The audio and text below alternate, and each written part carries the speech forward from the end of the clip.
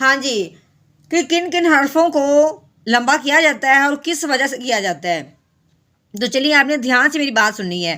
یہ جو اوپر لگی ہوئی ہے دال نما، اس کا نام ہے جزم. یہ جزم جس حرف کے اوپر بھی آتی ہے اس کو ساکن کہتے ہیں. ٹھیک ہے، یہ بات تو میں نے پہلے بھی بہت دفعہ کہی ہوئی ہے. یہ جزم آئی ہے یا کے اوپر تو یہ ہے یا ساکن. یہ جزم آئی ہے واؤ کے اوپر تو یہ ہے واؤ ساکن. یہ جو الف ہوتا ہے یہ ہمیشہ سے ہوتا ہی ساکن ہے. ٹھیک ہے، آج ہم ساکن لفظوں کی بات کرنے لگے ہیں. یہ الف جو ہوتا ہے وہ ہمیشہ سے ہی ساکن ہوتا ہے. اب ان کو لمبا کرنے کی کیا وجہ ہے کہ یہ یا ساکن سے پہلے زیر آ جائے. آپ نے جب بھی یا ساکن سے پہلے زیر دیکھنی ہے آپ نے اس کو لفظ کو لمبا کر دینا ہے. کتنا؟ ایک الف کے برابر. یا ساکن سے پہلے زیر آ جائے، واؤ ساکن سے پہلے پیش آ جائے اور الف سے پہلے زبر آ جائے. ٹھیک ہے، یہ تین باتیں آپ لوگوں نے اپنے دماغ میں بٹھانی ہے، سمجھانی ہے کہ الف سے پہلے زبر آ جائے، واؤ ساکن سے پہلے پیش آ جائے، یا ساکن سے پہلے زیر آ جائے تو آپ نے اس کو ایک الف کے برابر لمبا کر دینا ہے. ٹھیک ہے، یہ تین باتیں ہیں ان کے لمبا ہونے کی. باقی جو مد ہے، کھڑی زبر ہے، اس سے تو لمبا ہوتا ہے، لیکن مین جو بات ہے جو نشاندہی رکھنے والی ہے وہ یہی ہے الف سے پہلے زبر ہو، واؤ ساکن سے پہلے پیش ہو، یا ساکن سے پہلے زیر ہو تو اس کو ہم نے ایک الف کے برابر لمبا کر دینا ہے. نحمده ونصلي على رسوله الكريم اما بعد فاعوذ بالله من الشیطان الرجیم بسم اللہ الرحمن الرحیم. السلام علیکم ورحمۃ اللہ وبرکاتہ. امید ہے آپ سب خیریت سے ہوں گے. انشاءاللہ جہاں ہوں گے ایمان اور صحت کی نعمت سے مالا مال ہوں گے. ہاں جی، تو آغاز کرتے ہیں ہم اپنے آج کے سبق کا دعاؤں کے ساتھ. تو چلیے شروع کرتے ہیں.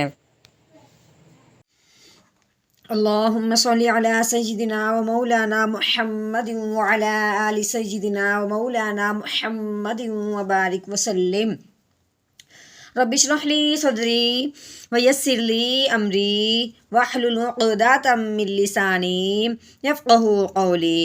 رب زدنا علما، رب زدنا علما، رب زدنا علما. ہاں جی، واؤ کے اوپر آ گئی ہے زبر، واؤ کے اوپر زبر آ گئی ہے. اب آگے آ گیا ہے الف، اس سے آگے آ گئی لفظ کے اوپر کیا آ گئی؟ شد. شد کس کو کہتے ہیں؟ یہ جو تین دندوں والی بنی ہوئی ہے اس کو کہتے ہیں شد. ٹھیک ہے، جو شد والا حرف ہوتا ہے وہ پچھلے والے حرف کو اپنے ساتھ ملاتا ہے. ٹھیک ہے، اب ہم نے واؤ کو لام کے ساتھ ملانا ہے. کیوں کہ یہ واؤ لام کے ساتھ ملے گا شد کی وجہ سے، اور درمیان والا جو الف ہے اس کو نہیں پڑھا جائے گا. ٹھیک ہے، ہاں جی، واو لام زبر ویل. ہاں جی، آگے لام کے اوپر آ گئی ہے زبر. لام کے اوپر زبر ہے کیونکہ جو شد والا حرف ہوتا ہے وہ دو بار پڑھا جاتا ہے. ایک بار تو پچھلے والے کو اپنے ساتھ ملاتے ہوئے اور دوسری جو اس کے اوپر اپنی زبر زیر پیش لگی ہو وہ پڑھتے ہوئے. ٹھیک ہے، اب لام کے اوپر اپنی زبر لگی ہوئی ہے، اب ہم اس کی لام کی اپنی زبر پڑھیں گے. لام زبر لا، ولا. ہاں جی، آگے دیکھیں، آگے یہ ہے زال. زال اس کو نہیں پڑھنا. زا ہوتا ہے سختی والا حرف، جو زال ہے یہ نرمی والا ہے. یہ اوپر والے دانت اور نیچے والے دانت کے درمیان میں ہلکی سی نوک ذرا سی لے کے آنی ہے، جو زال کر کے پڑھا جائے گا اوپر والے دانتوں کے ساتھ ذرا سا ٹچ ہوگا. ٹھیک ہے، تو آگے دیکھیں، زال کے نیچے آ گئی ہے زیر.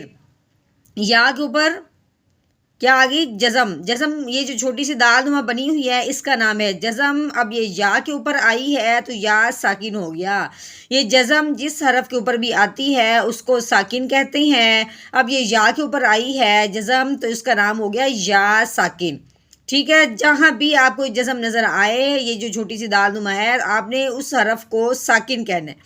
اب یہ یا کے اوپر آئی ہے تو یا ساکن ہے، لیکن یا ساکن کے بعد آپ نے علیحدہ ذہن میں رکھنی ہے کہ یا ساکن سے پہلے، یا ساکن سے پہلے جب زیر آ جائے، یہ زال کے نیچے زیر لگی ہوئی ہے نا، یا ساکن سے پہلے جب زیر آ جائے تو اسے ایک الف کے برابر لمبا کرتے ہیں. اب ہم نے زال کو ایک الف کے برابر لمبا کرنا ہے یا ساکن سے پہلے زیر آنے کی وجہ سے. کتنا سا لمبا کریں گے؟ زال یا زیر دی والذی. ٹھیک ہو گیا. वल्लज़ी। आगे नून के ऊपर क्या लगी हुई है, ज़बर। तो आपने नून को ज़बर वाला कैसे पढ़ना है, नून ज़बरना, वल्लज़ीना। ठीक है, वाव पे होंठ गोल करनी है, लाम को लंबा नहीं करना, दाल को हमने खींच के पढ़ना है लेकिन नरमी के साथ। ठीक है, आगे देखें, ये है काफ, जिसका सिरा इस तरह टेढ़ा होता है उसको हम काफ कहते हैं। ठीक है, काफ के ऊपर क्या लगी हुई है, ज़बर। हमने काफ को ज़बर वाला कैसे पढ़ना है, काफ ज़बर का। फा के ऊपर भी ज़बर आ गई, फा ज़बर फा, काफा। रॉ के ऊपर पेश आ गई, रॉ के ऊपर ज़बर आ जाए, रॉ के ऊपर पेश आ जाए, उस रॉ को मोटा करके पढ़ते हैं। आगे देखें, ये जो जज़म है, जो छोटी सी दाल में बनी हुई है, इसका नाम है जज़म। और ये जज़म किसके ऊपर आ गई, वाओ के ऊपर। अब ये वाओ के ऊपर आई है तो इसका नाम हो गया वाओ साकिन। ठीक है, जैसे हमने पीछे या साकिन कहा था। हाँ जी, वाओ साकिन की बात भी, या साकिन और वाओ साकिन की बात बहुत अहम होती है। ठीक है, आपने हर बात ज़हन में रखनी है।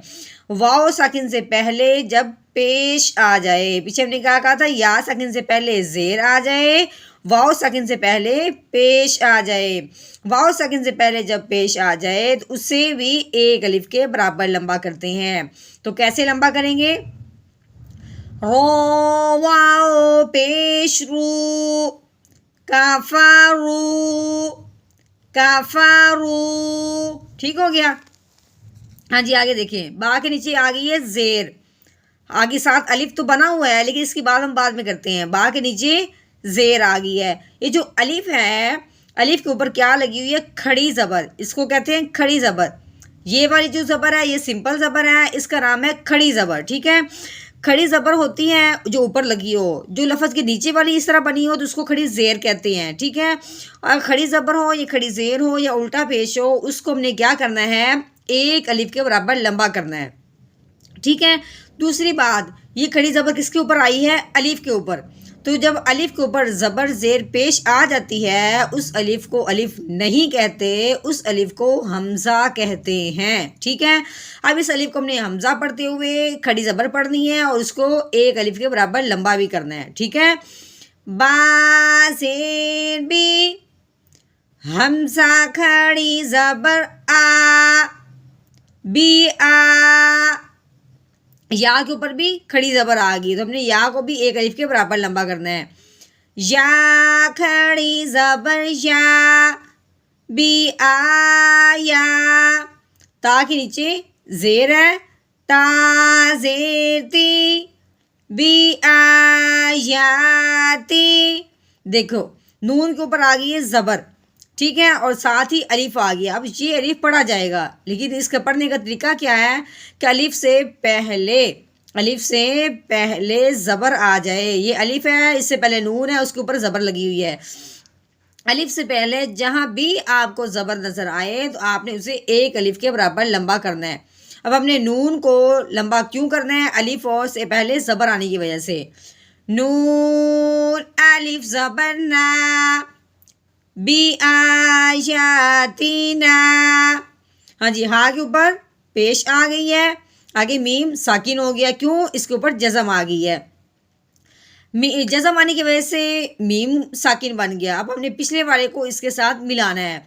मीम साकिन के बाद आपने ज़हन में रखनी है कि मीम साकिन जहाँ भी आपको नज़र आए, आगे अगर बा हो तो आपने मीम साकिन पे गुना करना है, अगर आगे बा ना हो तो आपने गुना भी नहीं करना। आगे बा नहीं है बल्कि अलिफ है, अलिफ के ऊपर ज़बर आने की वजह से ये तो हमज़ा बन गया।